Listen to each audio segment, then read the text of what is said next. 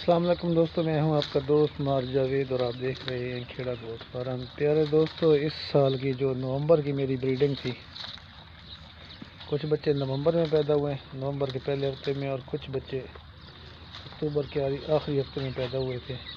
تو الحمدللہ دودھ پینے کے بعد گھاس وغیرہ انہوں نے کھانا شروع کر دیا ہے۔ یہ بیری کی ٹہنی میں نے ڈالی ہے ان کو، تو ماشاءاللہ بڑے شوق سے کھا رہے ہیں۔ تو جب بکریوں کے بچے تقریباً 1 سے 1.5 مہینے کے ہو جائیں تو اسے گھاس، ونڈا، گندم دانہ ڈالنا شروع کر دیں۔ گندم کا دلیا کر کے ڈالیں، دانہ تو بچے نہیں کھاتے۔ تو انشاءاللہ جیسے ہی آپ ان کو باہر نکالو گے اس طرح کے باڑے سے باہر، تو یہ مٹی وغیرہ نہیں کھائیں گے۔ تو اکثر بکریوں کے بچے مٹی کھانے سے مر جاتے ہیں۔ تو اس کا یوں ہی احتیاط ہے، جیسے یہ چارہ کھانے کے قابل ہو جائیں تو ان کو تھوڑا تھوڑا چارہ ڈالیں، تو یہ جیسے ہی باہر نکلیں گے مٹی کو منہ نہیں ماریں گے اور گھاس وغیرہ تلاش کریں گے۔ اکثر دوست شکایت کرتے ہیں کہ ہمارے بکریوں کے بچے مر جاتے ہیں۔ بکریوں کے بچوں کے مرنے کی جو 50%، 100 میں سے 50 بچے مٹی کھانے سے مر جاتے ہیں۔ ان کے مٹی کھا کے پیٹ میں قبض ہو جاتی ہے اور پیٹ بند ہو جاتا ہے، چھوٹے بچے ہوتے ہیں تو پیٹ اور آنتوں میں انفیکشن ہو جاتا ہے مٹی کی وجہ سے، تو بچے مر جاتے ہیں۔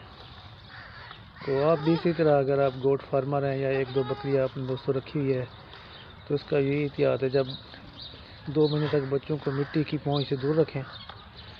نیچے پکا فرش ہو، جیسے اس طرح پکا فرش ہے اور دیواریں پکی ہوں، یہ آپ کے سامنے یہ دیواروں پر پکی دیواریں ہونے کے باوجود بھی یہ منہ مارتے تھے دیواروں پر۔ پھر میں نے گائے کا جو گوبر ہے نا، ہلکا ہلکا اس کے اوپر لگا دیا ہے، تو اب یہ وہاں پہ اپنا منہ نہیں مارتے۔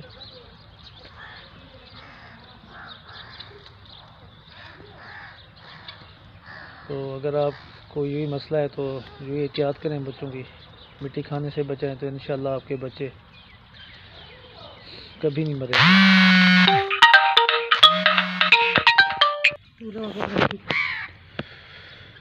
امید ہے کہ میری دوستو یہ چھوٹی سی ویڈیو آپ کو پسند آئی ہوگی، تو ویڈیو کو ضرور لائک کریے گا۔ اگر چینل پر دوستو ابھی نئے ہیں تو چینل کو ضرور سبسکرائب کریں۔ ملتے ہیں نیکسٹ ویڈیو میں، تب تک اپنے دوست مار جاوید کو اجازت دیجیے۔ اللہ حافظ، فی امان اللہ۔